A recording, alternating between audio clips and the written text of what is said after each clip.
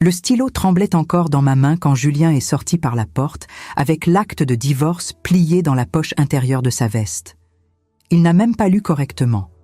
23 ans de mariage, se terminant par sa signature hâtive et mon silence calculé. Mais il y avait quelque chose dans ce document qu'il découvrirait trop tard, une seule phrase à la fin, écrite par moi, qui transformerait sa victoire en cauchemar. 6 jours plus tard, le téléphone a sonné à 7 heures du matin. C'était Maître Dubois, son avocat. La voix qui sonnait arrogante auparavant portait maintenant quelque chose de différent. De l'urgence, presque du désespoir. « Madame Perrin, nous devons parler de la clause que vous avez incluse. Qu'est-ce que signifie exactement « en vigueur uniquement après règlement total » ? J'ai raccroché sans répondre. Il a rappelé. Et encore. 17 fois cette semaine-là. Je m'appelle Sandrine Perrin. J'ai 49 ans, j'habite à Lyon, et pendant plus de 2 décennies, j'ai cru qu'être une bonne épouse signifiait céder, comprendre, pardonner. Julien me l'a très bien enseigné, jusqu'au jour où il m'a enseigné, sans le vouloir, la leçon la plus précieuse de toutes. Tout a commencé 3 mois auparavant, un après-midi gris d'octobre. Je revenais de la pharmacie avec les médicaments pour la tension de mon beau-père quand j'ai trouvé Julien dans le garage, appuyé contre l'Audi que nous avions acheté ensemble, parlant au téléphone. Il a raccroché trop vite en me voyant. Il a souri de cette façon, le sourire que je connaissais depuis mes 26 ans, quand nous nous sommes rencontrés dans un vignoble du Beaujolais. Mais quelque chose clochait. Ses yeux ne suivaient pas sa bouche. « Il faut qu'on parle », a-t-il dit ce soir-là, après que notre fille Claire soit allée se coucher. Elle avait 21 ans et étudiait le droit à Paris. Elle ne venait nous voir que les week-ends. La maison semblait trop grande sans elle. Trop grande et trop silencieuse pour cacher ce qui était sur le point de s'effondrer. Julien n'a pas tourné autour du pot. Il a dit qu'il voulait divorcer. Que notre relation était devenue trop confortable, trop prévisible. Qu'il méritait de ressentir des papillons dans le ventre à nouveau. Des papillons. À 52 ans, marié, père de famille, associé d'un cabinet comptable respecté à Lyon, et il parlait de papillons comme un adolescent amoureux. Je n'ai pas pleuré cette nuit-là. Je crois que mon corps ne comprenait pas encore que c'était réel. Je suis restée assise dans le fauteuil du salon, regardant les photos sur l'étagère, notre mariage à la basilique Notre-Dame de Fourvière, Claire bébé dans mes bras, des vacances en Provence, des Noëls en famille, 23 ans de souvenirs organisés chronologiquement dans des cadres en argent. « Tu vas accepter le divorce à l'amiable », a-t-il dit, non pas comme une question, mais comme un ordre. « Je serai juste. Tu gardes la maison, je prends l'appartement que j'ai acheté au centre. On partage le reste. » L'appartement du centre. Celui qu'il disait être un investissement. Celui que je n'avais jamais visité parce qu'il trouvait toujours des excuses. Il était en rénovation, il y avait des problèmes de plomberie, il fallait le repeindre. La vérité est arrivée 2 jours plus tard, apportée par Margot, mon amie d'enfance qui travaillait dans un office notarial. Elle est apparue à ma porte avec une expression qui mélangeait pitié et colère. « Sandrine, je dois te dire quelque chose », a-t-elle dit en entrant sans attendre d'invitation. Nous nous sommes assises dans la cuisine, cette cuisine où j'avais préparé des milliers de repas pour Julien, où j'assaisonnais ses plats préférés, où je réchauffais son café exactement comme il l'aimait, fort, sans sucre, avec un filet de lait froid. Margot m'a raconté que l'appartement était enregistré au nom de Julien et d'une autre personne, Anaïs Moreau, 29 ans, assistante administrative dans son cabinet. Ils avaient acheté le bien ensemble 8 mois auparavant. 8 mois. Pendant que je m'occupais de la maison, de ses vêtements, de sa nourriture, de sa mère malade, il construisait une vie parallèle avec une femme de 20 ans, sa cadette. Quelque chose en moi a gelé à cet instant. Ce n'était pas de la douleur, ce n'était pas de la colère, c'était de la clarté, absolue et cristalline. J'ai passé les jours suivants comme si rien n'avait changé. J'ai continué à préparer le café de Julien tous les matins. J'ai continué à repasser ses chemises. J'ai continué à sourire quand il rentrait tard, à cause du travail. Mais la nuit, seule dans le bureau qu'il utilisait à peine, j'ai commencé à étudier. J'ai lu chaque document financier que j'ai trouvé, chaque relevé bancaire, chaque contrat. J'ai découvert des choses qui m'ont fait comprendre qui était vraiment Julien, et qui j'avais été de naïve pour ne jamais y prêter attention. Le cabinet comptable, qu'il disait traverser des difficultés, avait facturé 4,3 millions d'euros l'année dernière. L'héritage qu'il avait reçu de son oncle et qu'il avait mal investi était placé dans des fonds offshore. L'appartement avec Anaïs n'était qu'un de 3 biens immobiliers enregistrés à son nom ces 5 dernières années. Pendant que j'économisais au supermarché et recousais les boutons de mes propres vêtements, Julien construisait un empire financier que je n'avais jamais vu. Une semaine après la conversation dans la cuisine avec Margot, Julien est rentré à la maison avec Maître Dubois. L'avocat avait cet air présomptueux de ceux qui pensent avoir affaire à une femme au foyer naïve. Ils ont posé des papiers devant moi. L'accord de divorce, déjà rédigé, déjà décidé. « C'est très généreux de la part de Julien », a dit Dubois en pointant avec son stylo Mont-Blanc. « Vous gardez la maison, il assume toutes les dettes du couple. Partage propre, sans complications. » Quelles dettes ? Nous n'avions jamais eu de dettes, mais elles étaient là, décrites en petits caractères, des emprunts, des financements, des engagements qui totalisaient presque 200 000 euros. Tout au nom des deux. Tout récent. Tout faux, j'en étais certaine. Julien m'a regardé avec cette expression que je connaissais si bien. L'expression qui disait « signe vite, ne complique pas, tu ne comprends pas ces choses ». Pendant 23 ans, cette expression m'avait fait taire, m'avait fait accepter, m'avait fait me sentir petite. « Je ne vais pas signer ça », ai-je dit. Ma voix est sortie ferme, et cela m'a surprise. Julien et Dubois ont échangé un regard. « Sandrine, sois raisonnable », a commencé Julien. « Je vais rédiger mon propre accord », ai-je coupé. « Et vous allez le signer. » Le silence qui a suivi était délicieux. Maître Dubois a tenté de rire, comme si j'avais raconté une blague. Julien m'a juste fixé, essayant de comprendre si je bluffais. Je ne bluffais pas. J'ai passé 3 nuits éveillée, avec des piles de documents autour de moi, griffonnant, calculant, réécrivant. J'ai appelé Claire à Paris. Ma fille, qui était en 3e année de droit, m'a aidé à comprendre les détails juridiques. Quand elle a réalisé ce que son père avait fait, elle a pleuré au téléphone. « Maman, il ne peut pas te faire ça, on ne le laissera pas faire. » Le document final faisait 3 pages, simple, direct, et à la fin, une seule phrase qui changerait tout.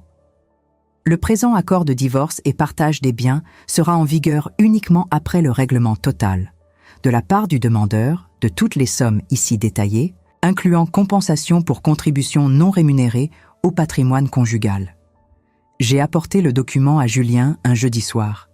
Il était dans le salon, regardant le journal télévisé, buvant le vin Châteauneuf du Pape que j'avais acheté spécialement. J'ai posé le document sur ses genoux. « Ton accord ?» ai-je dit. « Tu peux lire, tout est là. » Il a jeté un coup d'œil rapide, superficiel.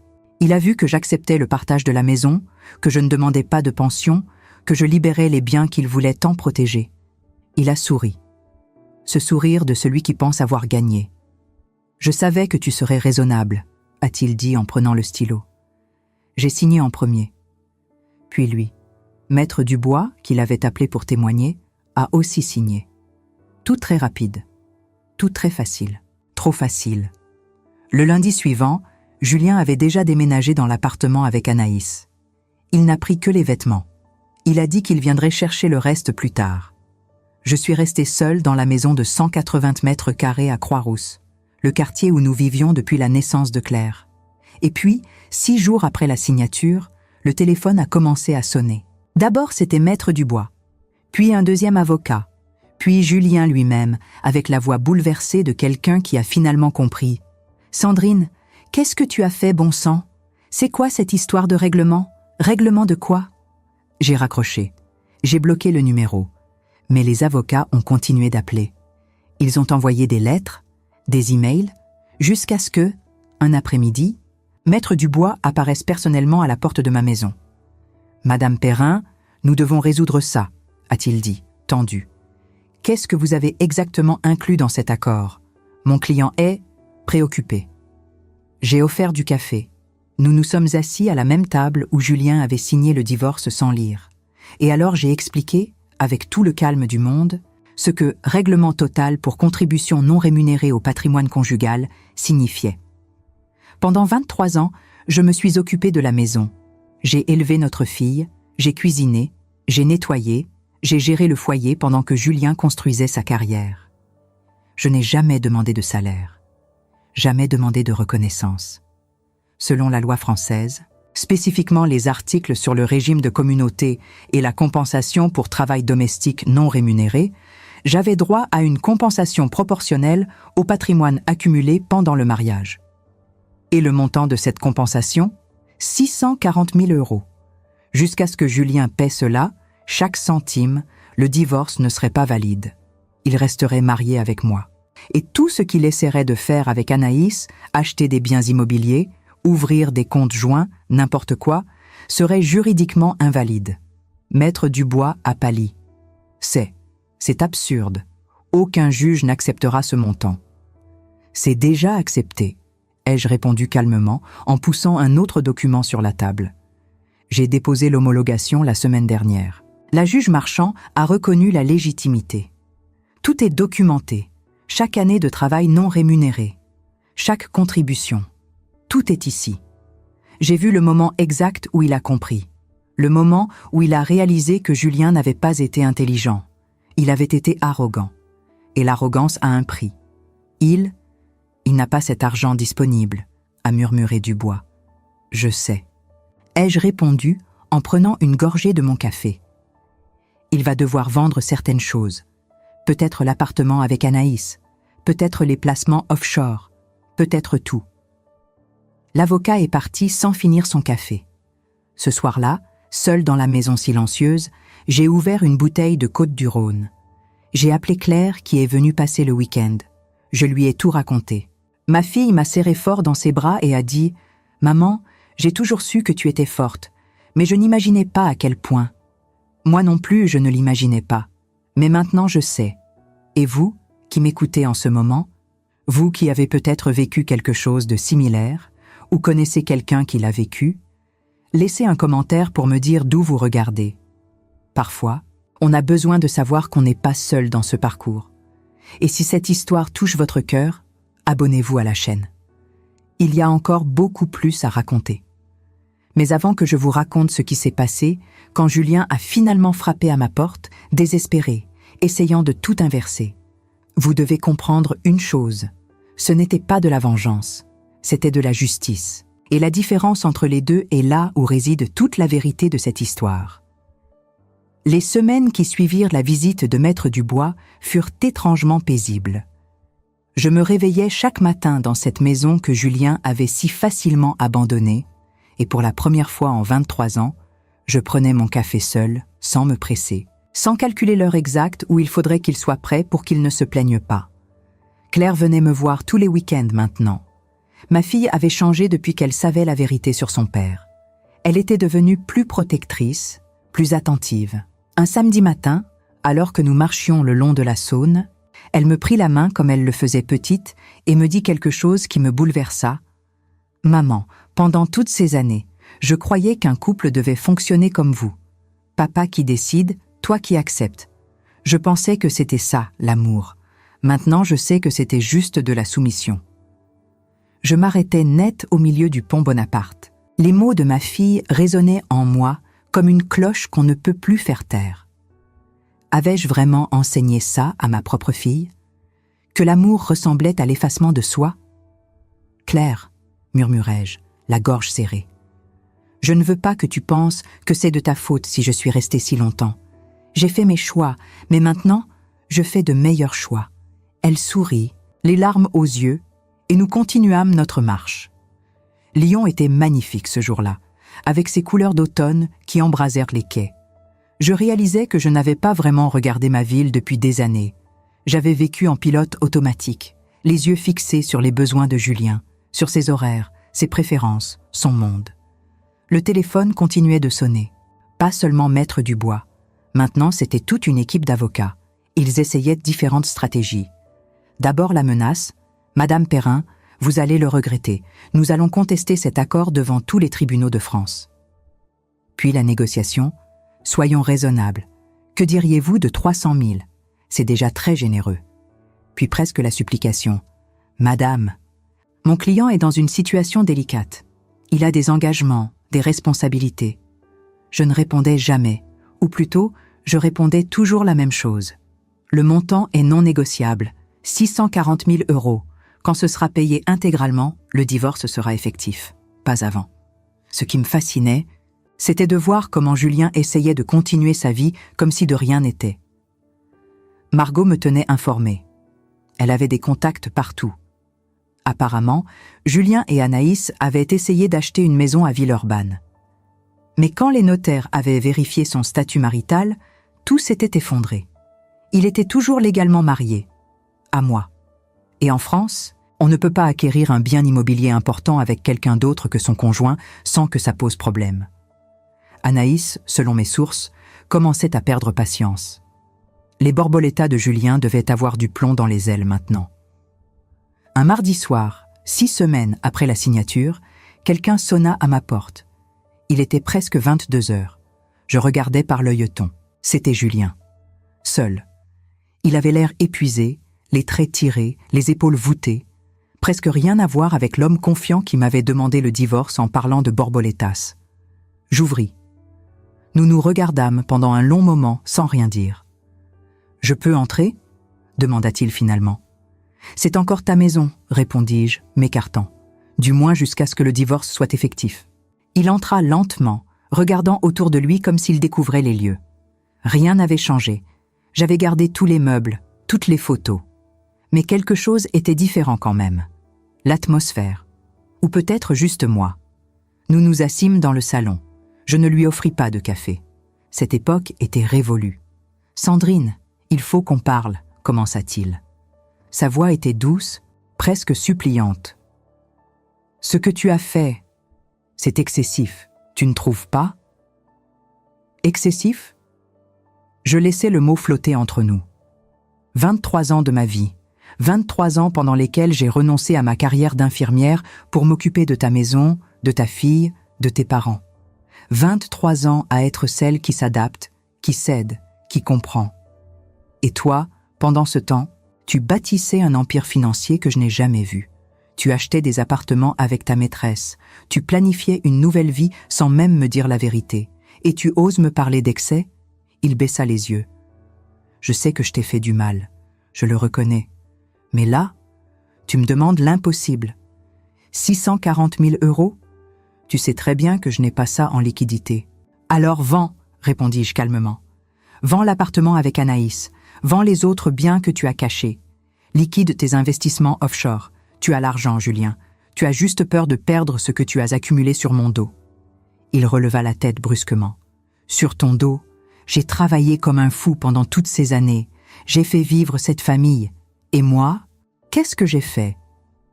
Ma voix montait malgré moi. Tu crois que tenir cette maison, c'était gratuit ?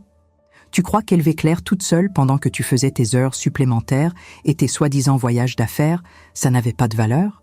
J'aurais pu engager une femme de ménage, une cuisinière, une nounou, une gestionnaire. Calcule combien ça t'aurait coûté, Julien.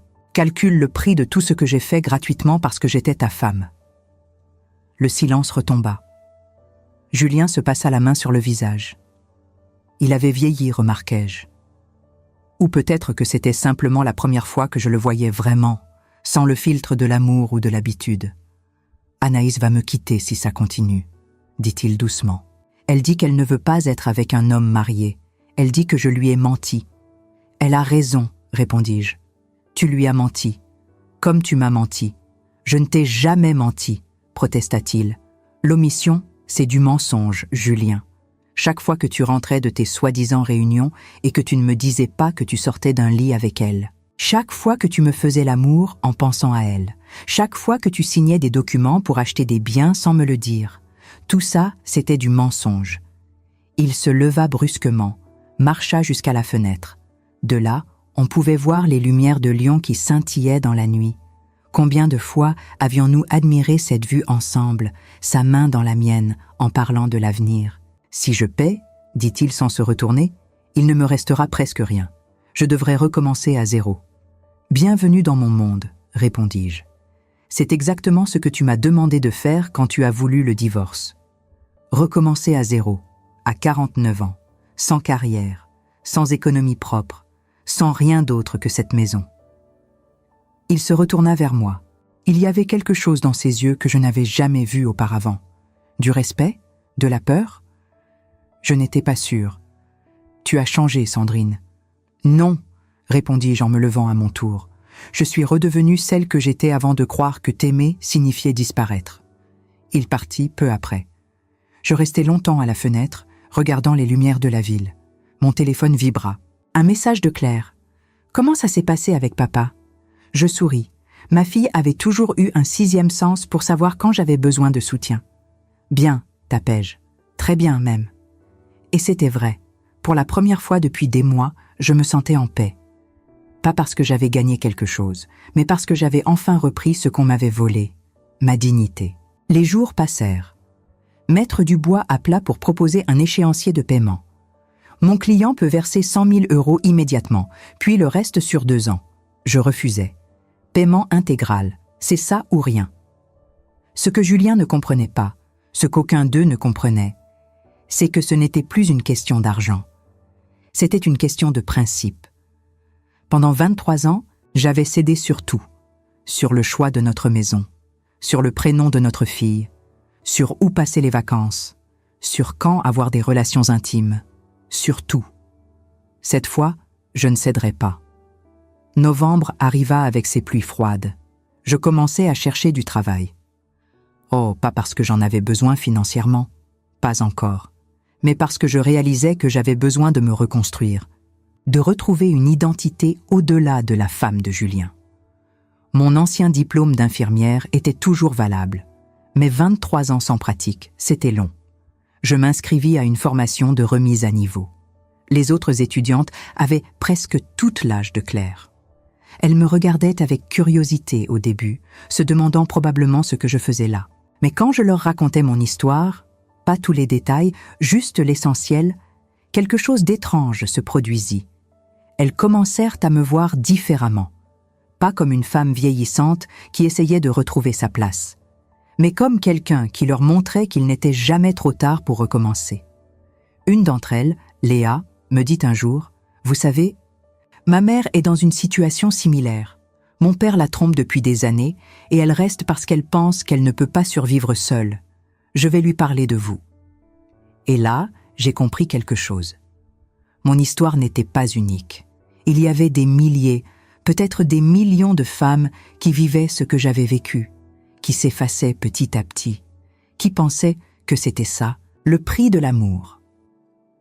Un soir de décembre, alors que Lyon se parait de ses illuminations de Noël, Margot vint dîner à la maison. Nous ouvrîmes une bouteille de Beaujolais nouveau, notre tradition annuelle.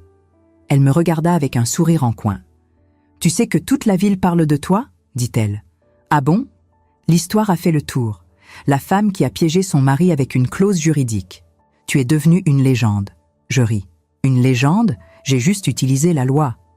C'est exactement ça qui impressionne les gens, répondit Margot. Tu ne t'es pas vengée. Tu n'as pas fait de scandale. Tu as juste été plus intelligente que lui.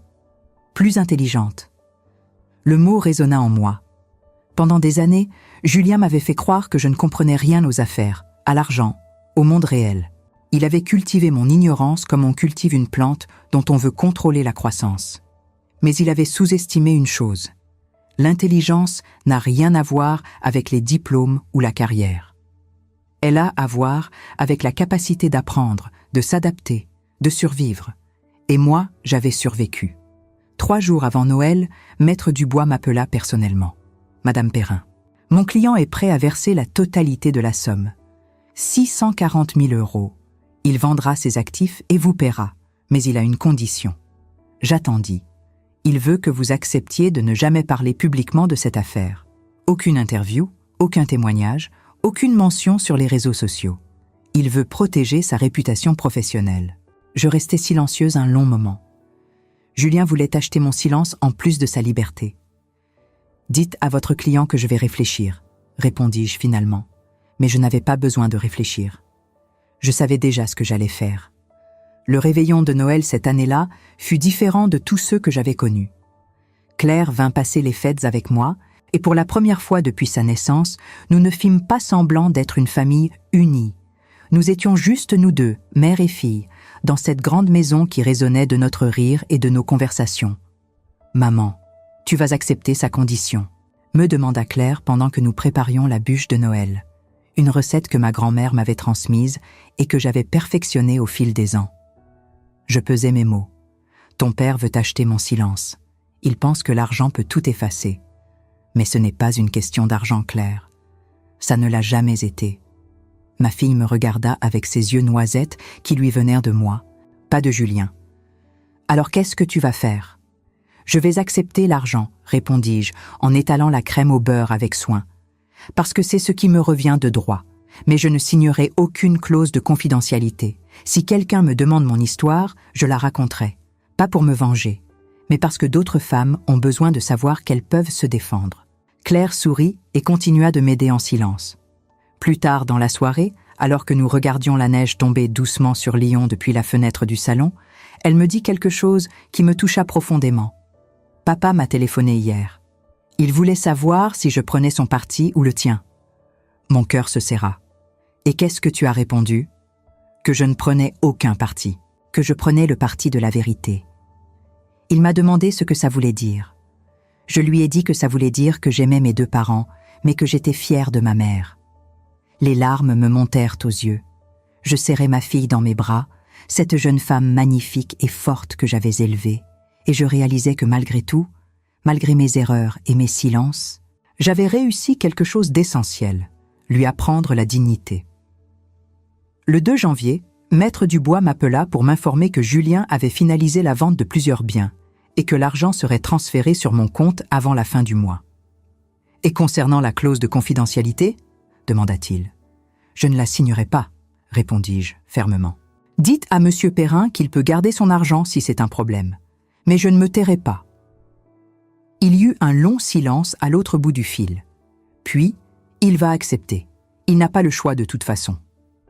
Le 27 janvier, 640 000 € apparurent sur mon compte bancaire. Je restais longtemps à regarder ce chiffre sur l'écran de mon ordinateur. Ce n'était pas de la joie que je ressentais, ni de la satisfaction. C'était quelque chose de plus profond, une forme de reconnaissance. Le système, la loi, la justice reconnaissaient enfin que mon travail, ma contribution, ma vie avaient eu de la valeur. 2 jours plus tard, je reçus les papiers du divorce finalisés. Julien et moi n'étions plus mariés. Après 23 ans et quelques mois, je redevenais Sandrine Perrin, célibataire. Je m'attendais à ressentir de la tristesse. Mais ce qui vint, ce fut du soulagement et de l'excitation. Comme si une porte s'ouvrait sur une vie que je n'avais jamais eu la permission d'imaginer. Margot m'emmena fêter ça dans notre restaurant préféré, le Bouchon des Filles, dans le Vieux-Lyon. Nous commandâmes du vin et des quenelles, ces spécialités lyonnaises que j'adorais, mais que Julien trouvait trop lourdes. Nous rîmes, parlâmes, refîmes le monde, comme nous le faisions quand nous avions 20 ans et que tout semblait possible. « Qu'est-ce que tu vas faire maintenant ?» me demanda Margot en trinquant avec moi. « Je vais vivre, » répondis-je simplement. « Pour la première fois depuis très longtemps, je vais vivre. » Et c'est exactement ce que je fis. Avec une partie de l'argent, je finançais complètement les études de Claire. Elle n'aurait plus besoin de travailler à mi-temps pour payer ses frais. Elle pourrait se concentrer sur son diplôme de droit. « Maman, c'est trop !» protesta-t-elle quand je lui annonçai. « C'est parfait, » répondis-je. « C'est ton héritage, celui que tu mérites. » Avec une autre partie, j'investis dans une petite affaire que Margot et moi avions toujours rêvé de monter. Un salon de thé spécialisé dans les pâtisseries faites maison avec des recettes que nous avions apprises de nos grands-mères. Ce n'était pas un empire financier comme celui de Julien, mais c'était à nous, c'était notre création. Le reste, je le mis de côté, pour ma retraite, pour les imprévus, pour la liberté. En février, je croisai Julien par hasard dans une rue de Lyon. Il était avec Anaïs. Elle était jolie, c'est vrai, avec cette beauté fraîche de la jeunesse.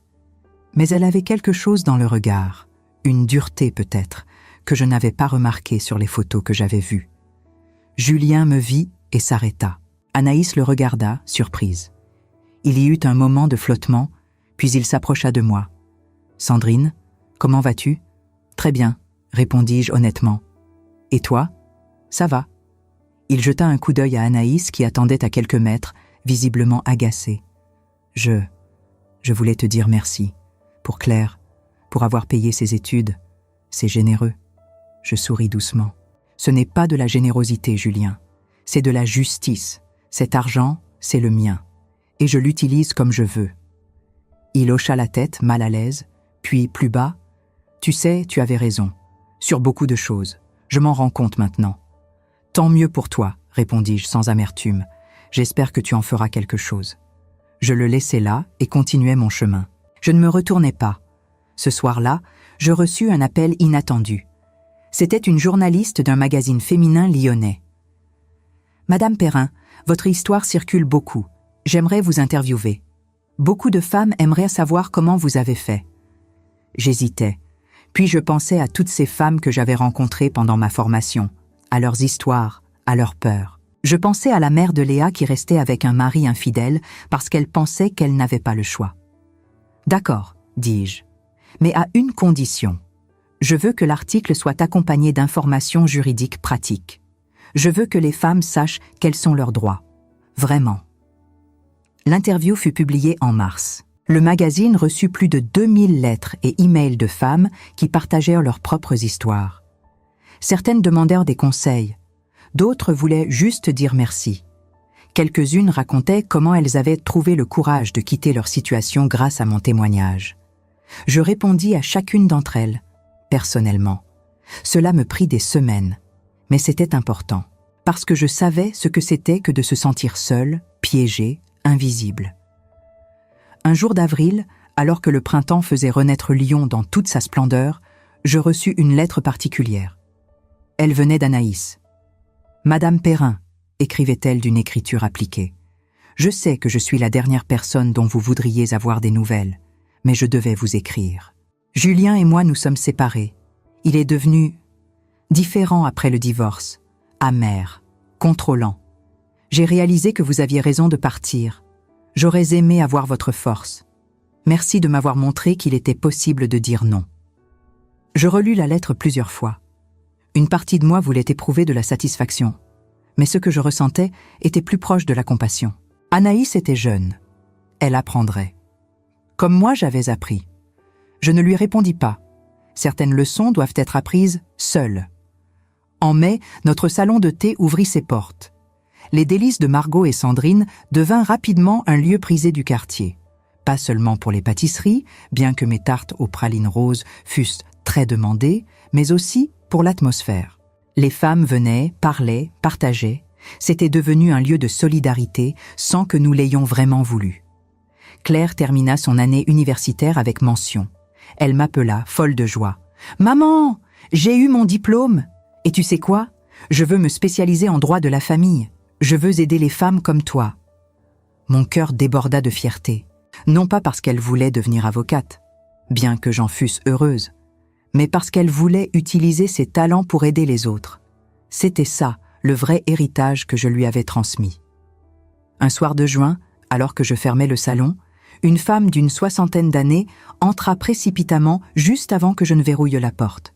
« Je suis désolée, » dit-elle essoufflée. « Je sais qu'il est tard, mais je devais vous voir. » Je la fis entrer. Nous nous assîmes et elle me raconta son histoire, une histoire qui ressemblait tellement à la mienne que j'en eus froid dans le dos. Son mari qui voulait divorcer après 35 ans de mariage. Elle qui ne savait pas quoi faire. Elle qui se sentait perdue. Je l'écoutais, puis je lui parlais. Je lui expliquais les lois, les droits, les options.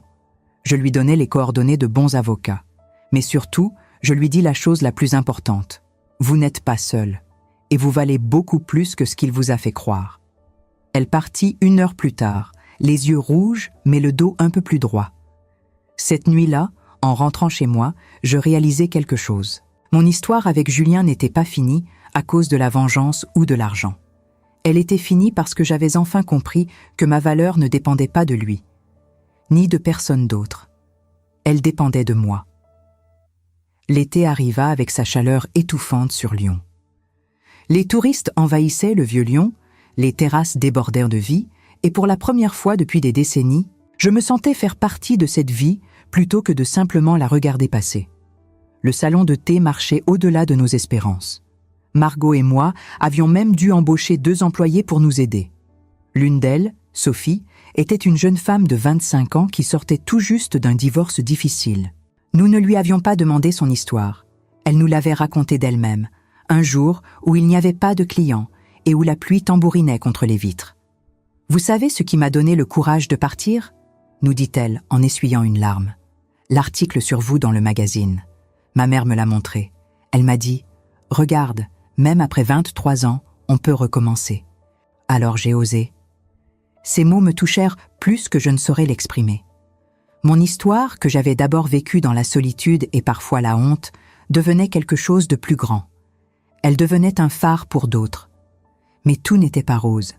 Il y avait des jours difficiles, des moments où la solitude me pesait, des nuits où je me réveillais dans cette grande maison vide et où je me demandais si j'avais fait le bon choix. Le divorce, même quand il est nécessaire, même quand il est libérateur, reste une perte. La perte d'un rêve, d'une vie imaginée, d'une version de soi qu'on ne sera jamais plus. Claire le remarqua lors d'une de ses visites. « Maman, tu sembles triste ces jours-ci. Ça va ?» Je lui souris. « Je vais bien, ma chérie. C'est juste que guérir n'est pas linéaire. Il y a des hauts et des bas, et c'est normal. » Elle vint s'asseoir près de moi sur le canapé, posa sa tête sur mon épaule comme quand elle était petite. « Tu sais ce que tu m'as appris ? Que la force, ce n'est pas de ne jamais tomber, c'est de toujours se relever. » En juillet, je reçus une invitation inattendue. Un collectif d'avocates spécialisés en droit de la famille organisait une conférence sur les droits des femmes dans le divorce et voulait que je témoigne. « Votre histoire illustre parfaitement les mécanismes de manipulation économique dans les couples et comment les femmes peuvent se protéger », m'expliqua l'organisatrice au téléphone. J'acceptais, même si l'idée de parler en public me terrifiait. Le jour de la conférence, je me retrouvais devant une salle remplie de 150 personnes, des femmes pour la plupart, de tous âges, de tous horizons. Je racontais mon histoire, pas avec amertume, mais avec honnêteté. Je parlais des signaux que j'avais ignorés, des moments où j'aurais dû dire non, mais où j'avais dit oui, de la manière dont Julien avait lentement érodé ma confiance en moi. Mais je parlais aussi de ma reconstruction, de ma décision de ne plus être une victime, d'utiliser la loi pour obtenir justice. Quand je terminais, il y eut un silence. Puis une femme au fond de la salle se leva et applaudit. Puis une autre, et encore une autre. Bientôt, toute la salle était debout, applaudissant non pas moi, mais ce que je représentais. La possibilité de se défendre, de se reconstruire, de recommencer. Après la conférence, des dizaines de femmes vinrent me parler. Certaines pleuraient, d'autres voulaient juste me serrer la main. Une femme d'environ mon âge me dit quelque chose que je n'oublierai jamais. Pendant 40 ans, j'ai cru que quitter mon mari signifiait échouer. Vous m'avez fait comprendre que rester aurait été l'échec. Ce soir-là, en rentrant chez moi, je me sentis différente, plus grande, pas à cause de la reconnaissance ou des applaudissements, mais parce que j'avais transformé ma douleur en quelque chose d'utile. J'avais pris mon histoire personnelle et j'en avais fait un outil pour aider d'autres. En août, Claire m'annonça qu'elle avait rencontré quelqu'un, un jeune homme de son âge qui étudiait également le droit. « Il est différent de papa », me dit-elle avec un sourire. « Il m'écoute, il respecte mes opinions, il ne cherche pas à me contrôler.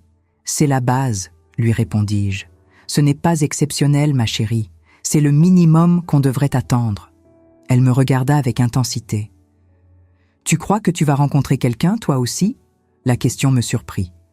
Je n'y avais pas vraiment pensé. « Peut-être, » répondis-je honnêtement, « ou peut-être pas, mais ce n'est plus mon objectif. Mon objectif, c'est d'être heureuse, seule ou accompagnée. » En septembre, un événement inattendu se produisit. Je reçus un appel de Maître Dubois, l'avocat de Julien. Il voulait me rencontrer, pas pour une affaire légale, tout était réglé de ce côté-là, mais pour une conversation personnelle. Nous nous retrouvâmes dans un café près de la place Bellecour. Il avait l'air mal à l'aise, tripotant sa tasse de café sans la boire.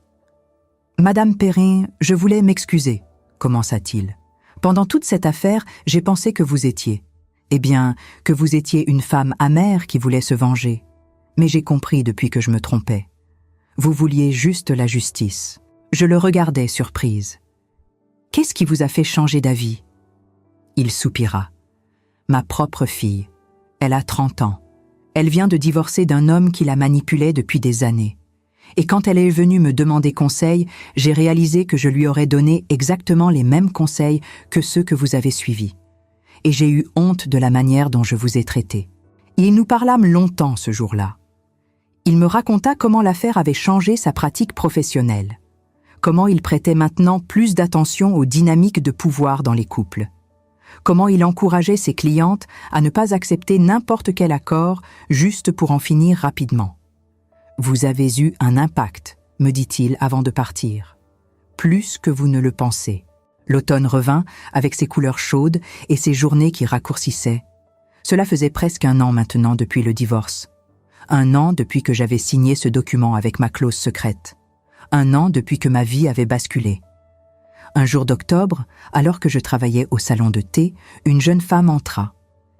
Elle avait un bébé dans les bras et un air épuisé. Elle commanda un thé et s'assit dans un coin. Je la vis essuyer discrètement des larmes. Je m'approchai doucement. « Ça va ? Je peux faire quelque chose ?» Elle leva les yeux vers moi. « Vous êtes Sandrine Perrin, n'est-ce pas ? Celle de l'article ?» J'acquiesçai. « J'ai besoin d'aide, » murmura-t-elle. « Mon mari, il contrôle tout. L'argent, les sorties, même mes contacts avec ma famille. Et maintenant qu'on a le bébé, je me sens piégée. Je ne sais pas quoi faire. » Je m'assis en face d'elle, et pendant l'heure qui suivit, je l'écoutais. Puis je lui parlais. Je lui donnais des numéros de téléphone, des adresses d'associations, des noms d'avocates, mais surtout, je lui dis ce que quelqu'un aurait dû me dire il y a 23 ans. Vous méritez mieux, et vous avez le pouvoir de changer les choses. Quand elle partit, elle avait l'air un peu plus forte, un peu plus confiante. Ce soir-là, je réalisais quelque chose. Mon histoire avec Julien ne se terminait pas par le divorce ou par l'argent. Elle se terminait par toutes ces femmes que j'aidais maintenant, par toutes ces conversations qui changeaient peut-être des vies, par ce choix que j'avais fait de transformer ma douleur en force et ma force en service. En novembre, j'eus des nouvelles de Julien. Non pas directement. Nous ne nous parlions plus, mais par Claire. « Papa a perdu son plus gros client », me dit-elle au téléphone. Apparemment, l'histoire de votre divorce a fait le tour du milieu des affaires. Certains clients trouvent son comportement peu professionnel. Je ne ressentis pas de joie à cette nouvelle, ni de tristesse, juste une forme d'indifférence. Julien n'était plus mon problème. Il n'était plus ma responsabilité émotionnelle. « Comment il va ?» demandai-je quand même, par politesse. Claire hésita. « Pas bien, je crois. Il est seul maintenant. Anaïs est partie. Ses amis ont pris leur distance. Il commence à comprendre ce qu'il a perdu. « Ce n'est pas moi qui l'a perdu, » répondis-je doucement. « C'est lui-même. » Décembre arriva de nouveau. 1 an exactement depuis cette première confrontation avec Maître Dubois. 1 an depuis que j'avais commencé à reprendre ma vie en main. Claire vint passer Noël avec moi, accompagnée de son nouveau compagnon, Thomas. C'était un jeune homme doux et respectueux qui regardait ma fille avec admiration, mais pas avec possession. Je l'aimais immédiatement. Le soir du réveillon, alors que nous dînions tous ensemble, Claire, Thomas, Margot et son mari, Sophie de la pâtisserie et quelques autres amis, je regardais autour de moi et réalisais quelque chose. J'avais une famille. Pas celle que j'avais imaginée à 26 ans quand j'avais épousé Julien. Pas celle des photos parfaites et des dimanches en famille nucléaire, mais une famille choisie, faite de liens d'amitié, de respect mutuel, de soutien inconditionnel. Je voudrais porter un toast, dis-je en levant mon verre. Tout le monde se tut et me regarda. À cette année, aux fins qui sont aussi des débuts, aux femmes qui se relèvent, et à nous tous qui prouvons chaque jour qu'il n'est jamais trop tard pour choisir sa vie plutôt que de la subir. Nous trinquâmes, et dans le tintement des verres, dans les sourires de ces gens que j'aimais, je trouvais quelque chose que je n'avais pas eu pendant longtemps. La paix. Le printemps de ma 50e année fut différent de tous ceux qui l'avaient précédé. Ce n'était pas juste une nouvelle saison, c'était une nouvelle vie. Le salon de thé était devenu bien plus qu'une simple pâtisserie. C'était devenu un lieu de rassemblement, presque un centre communautaire pour femmes. Margot et moi avions commencé à organiser des rencontres mensuelles où des avocates, des psychologues, Des conseillères financières venaient donner des informations gratuites aux femmes qui en avaient besoin. « Tu as créé quelque chose d'important », me dit un jour Margot en regardant la salle remplie de femmes de tous âges venues écouter une conférence sur la gestion financière après un divorce. Ce n'est plus juste notre rêve de petite pâtisserie, c'est un mouvement. Elle avait raison. Sans que je l'aie vraiment planifié, mon histoire personnelle était devenue le catalyseur de quelque chose de plus grand. Des femmes venaient de toute la région Auvergne-Rhône-Alpes pour nos événements. Certaines me demandaient conseil. D'autres voulaient juste partager leur histoire et savoir qu'elles n'étaient pas seules. Un après-midi de mai, une femme élégante d'une 60aine d'années entra dans le salon et demanda à me parler en privé. Nous nous installâmes dans le petit bureau à l'arrière. « Madame Perrin, je suis juge aux affaires familiales à la Cour d'appel de Lyon », commença-t-elle. « Je vois passer des centaines de cas de divorce chaque année. Et je dois vous dire que votre affaire a fait jurisprudence. D'autres avocats utilisent maintenant votre stratégie pour protéger leurs clientes. Vous avez changé quelque chose dans notre système. » Je restais sans voix. Je n'avais jamais imaginé que ma simple décision de me défendre aurait un impact au-delà de ma propre vie. « Mais je ne suis pas venue juste pour vous dire ça, » continua-t-elle. « Je voulais vous proposer quelque chose. Accepteriez-vous de former un petit groupe de femmes bénévoles pour accompagner d'autres femmes dans leur procédure de divorce ? Pas pour donner des conseils légaux, nous avons des avocats pour ça, mais pour offrir un soutien moral et pratique. Vous savez, le genre de soutien qu'on ne trouve ni dans les cabinets d'avocats, ni dans les tribunaux. » J'acceptais sans hésiter. 2 mois plus tard, notre programme Femmes solidaires était lancé. Nous étions 15 bénévoles, toutes des femmes qui avaient traversé des divorces difficiles et qui voulaient aider d'autres à faire de même.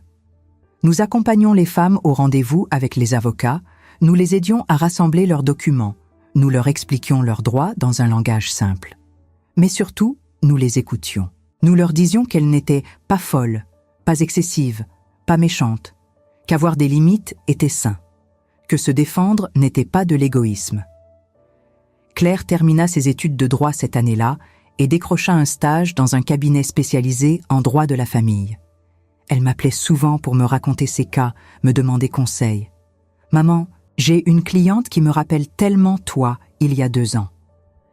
Elle pense qu'elle ne mérite rien parce que son mari lui a dit qu'elle n'a jamais vraiment contribué au couple. Et qu'est-ce que tu lui as dit ? Je lui ai dit ce que tu m'as appris. Que l'amour sans respect n'est pas de l'amour. Que le mariage est un partenariat, pas un sacrifice.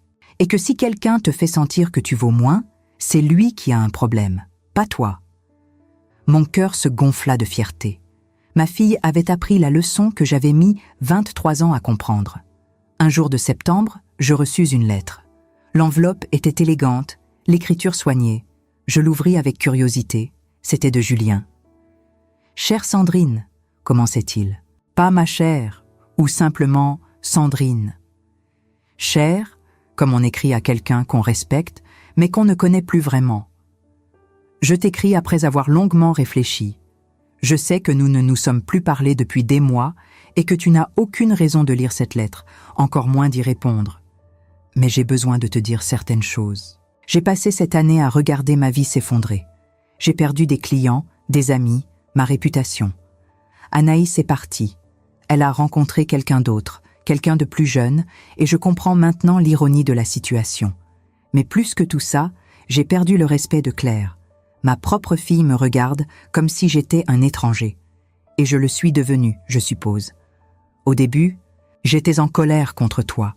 Je te trouvais calculatrice, vengeresse. Je me disais que tu avais profité de ma confiance. Mais en vérité, c'est l'inverse. C'est moi qui ai profité de ta bonté, de ta patience, de ton amour pendant 23 ans. C'est moi qui ai pris sans jamais vraiment donner. J'ai commencé une thérapie. Mon thérapeute m'a fait comprendre des choses sur moi-même que je n'avais jamais voulu voir.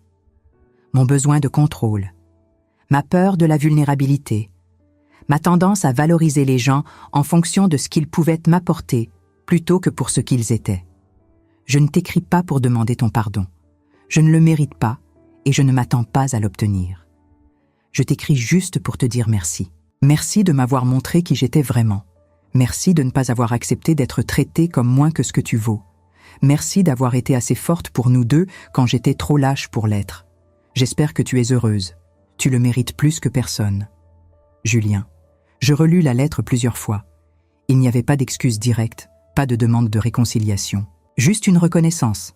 Tardive, certes, mais sincère. Je ne lui répondis pas. Certaines portes, quand elles se ferment, doivent le rester. Mais je gardais la lettre. Pas par sentimentalité, mais comme rappel que les gens peuvent changer. Peut-être pas assez pour réparer ce qu'ils ont brisé, mais assez pour ne plus briser d'autres choses. En octobre, notre programme Femmes solidaires reçut une subvention de la ville de Lyon. Nous pouvions maintenant agrandir nos actions, toucher plus de femmes, offrir plus de services. Nous organisâmes une grande soirée de lancement au cours de laquelle je dus faire un discours. Debout devant 300 personnes, femmes, avocates, juges, politiciennes, simples citoyennes. Je racontais encore une fois mon histoire. Mais cette fois, ce n'était plus une histoire de douleur, c'était une histoire de transformation. Il y a 2 ans, commençai-je, j'étais une femme qui pensait que son rôle était de se faire petite pour que son mari puisse briller. Aujourd'hui, je suis une femme qui sait que nous pouvons toutes briller ensemble, que notre lumière n'enlève rien à personne. Ce que j'ai appris, c'est que la vraie force n'est pas de ne jamais tomber. C'est de décider de se relever. Ce n'est pas de ne jamais avoir peur. C'est d'agir malgré la peur. Ce n'est pas de ne jamais faire d'erreurs. C'est d'apprendre de nos erreurs et de faire mieux. J'ai fait confiance à un homme qui ne le méritait pas. J'ai donné 23 ans de ma vie à un mariage qui n'était pas équitable. Mais je ne regrette rien. Parce que ces 23 ans m'ont donné ma fille. Ils m'ont appris la patience, la résilience, la force. Et quand j'ai enfin décidé de dire non, j'avais toutes les ressources nécessaires pour le faire efficacement. À toutes les femmes qui m'écoutent ce soir, celles qui sont dans des situations difficiles, celles qui se demandent si elles méritent mieux, celles qui ont peur de partir parce qu'elles ne savent pas si elles vont survivre, je veux dire ceci. Vous êtes plus forte que vous ne le pensez. Vous avez plus de ressources que vous ne le croyez. Et vous n'êtes jamais, jamais seule. À l'ovation qui suivit me fit monter les larmes aux yeux. Mais ce n'étaient pas des larmes de tristesse. C'étaient des larmes de gratitude pour cette vie que j'avais reconstruite, pour ces femmes qui me faisaient si confiance, pour cette version de moi-même que j'avais enfin le courage d'être. 1 an passa encore. Ma 51e année fut paisible, productive, heureuse. Le salon de thé prospérait. Le programme Femmes solidaires aidait des centaines de femmes.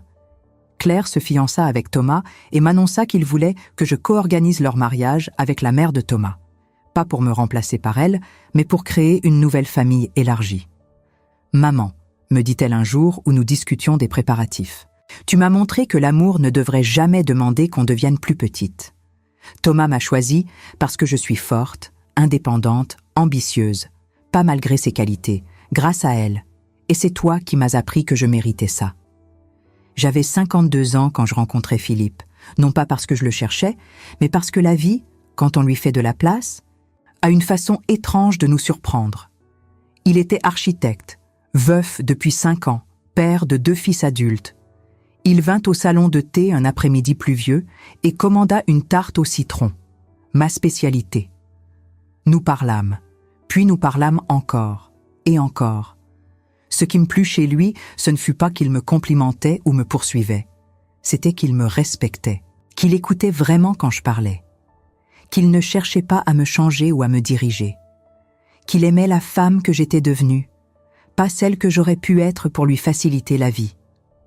Nous sortîmes ensemble pendant 6 mois avant même de nous embrasser.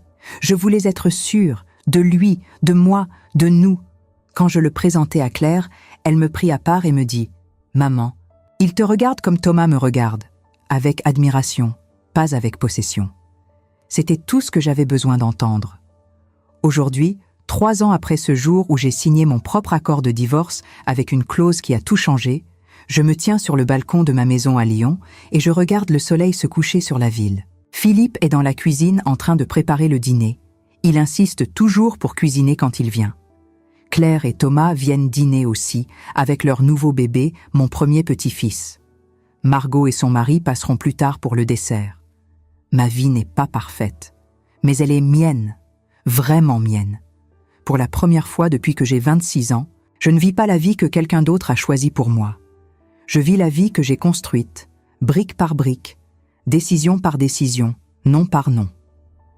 Les gens me demandent souvent si je regrette ces 23 ans avec Julien, si je me sens amère, si je voudrais effacer tout ça et recommencer différemment. Et ma réponse est toujours la même. Non, ces 23 ans ont fait de moi celle que je suis. Ils m'ont appris ce que je ne voulais plus accepter. Ils m'ont montré de quoi j'étais capable quand je décidais de me battre. Ils m'ont donné Claire, le plus beau cadeau de ma vie.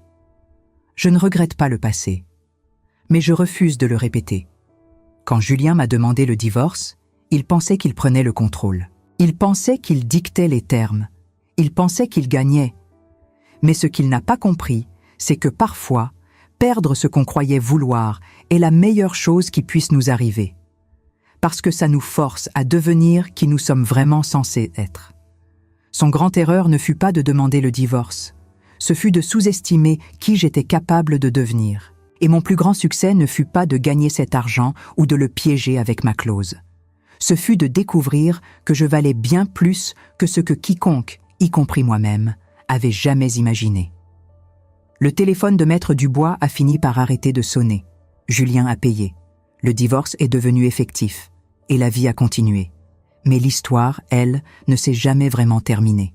Parce que chaque fois qu'une femme vient au salon de thé et me raconte qu'elle a trouvé le courage de partir, chaque fois que Claire défend une cliente qui se croyait sans recours, chaque fois qu'une lettre arrive d'une inconnue qui dit « Merci de m'avoir montré que c'était possible », l'histoire continue. Elle continue dans toutes ces femmes qui choisissent de ne plus accepter moins que ce qu'elles méritent. Elle continue dans toutes ces filles qui grandissent en sachant que l'amour ne devrait jamais demander l'effacement de soi. Elle continue dans tous ces changements, petits et grands, qui font qu'un jour peut-être, aucune femme n'aura à vivre ce que j'ai vécu. Mon mari a forcé le divorcio après 23 ans. Il pensait que c'était son grand mouvement, son grand pouvoir. Mais il s'est trompé. Ce fut le mien. Est-ce que vous auriez eu ce courage ? Je me pose cette question moi-même parfois, quand je repense à cette femme que j'étais il y a 3 ans, celle qui tremblait en signant son propre divorce, celle qui ne savait pas encore qu'elle venait de reprendre sa vie en main. Si quelqu'un m'avait dit, à l'époque, que mon histoire toucherait des milliers de personnes, je ne l'aurais pas cru. Parce qu'à ce moment-là, je ne me sentais pas courageuse. Je me sentais juste fatiguée de disparaître. Aujourd'hui, je vous ai raconté mon parcours, non pas pour que vous m'admiriez, mais pour que vous vous reconnaissiez peut-être dans certains passages. Pour que vous compreniez qu'il n'est jamais trop tard pour dire non. Jamais trop tard pour exiger le respect qu'on mérite. Jamais trop tard pour se souvenir qu'on a de la valeur, même quand quelqu'un a passé des années à nous faire croire le contraire. Ce que j'ai appris, c'est que l'amour véritable ne demande jamais qu'on devienne plus petite. Il ne demande pas le silence. Il ne demande pas l'effacement. L'amour qui exige qu'on renonce à soi-même n'est pas de l'amour. C'est du contrôle déguisé en affection. Et reconnaître cette différence peut sauver une vie entière. Beaucoup d'entre vous qui m'écoutez ont peut-être vécu des situations similaires. Peut-être que vous êtes encore dans cette situation en ce moment même. Peut-être que vous vous demandez si vous avez le droit de partir, si vous méritez mieux, si c'est égoïste de penser à votre propre bonheur après tant d'années données à quelqu'un d'autre. Je veux que vous sachiez quelque chose. Prendre soin de soi n'est jamais de l'égoïsme, c'est de la survie. J'aimerais vraiment savoir ce que vous pensez de mon histoire. Est-ce que vous auriez pris la même décision que moi ? Est-ce que vous auriez eu la force de rédiger cet accord, de tenir bon face aux pressions, de transformer votre douleur en action ? Ou peut-être auriez-vous fait autrement, trouvé une autre voie vers votre liberté. Il n'y a pas de bonne ou de mauvaise réponse. Il y a juste votre vérité, et elle mérite d'être entendue. Laissez-moi un commentaire pour me dire d'où vous m'écoutez. Que vous soyez à Lyon, à Paris, à Marseille, à Bordeaux, ou n'importe où dans le monde francophone, j'aimerais savoir que vous êtes là. Parce que chaque commentaire que je lis me rappelle que nous ne sommes pas seuls. Que nos histoires, même les plus douloureuses, crée des ponts entre nous. Que partager notre parcours donne de la force à celles qui en ont besoin. Si mon histoire vous a touché, si elle a résonné avec quelque chose que vous vivez ou que vous avez vécu, dites-le moi. Pas pour moi, pour toutes les autres femmes qui liront votre commentaire et qui comprendront qu'elles ne sont pas folles, qu'elles ne sont pas excessives, qu'elles ont le droit de vouloir mieux. Vos mots ont plus de pouvoir que vous ne l'imaginez. Et si vous connaissez quelqu'un qui pourrait avoir besoin d'entendre cette histoire, une amie, une sœur, une fille, une voisine, partagez cette vidéo.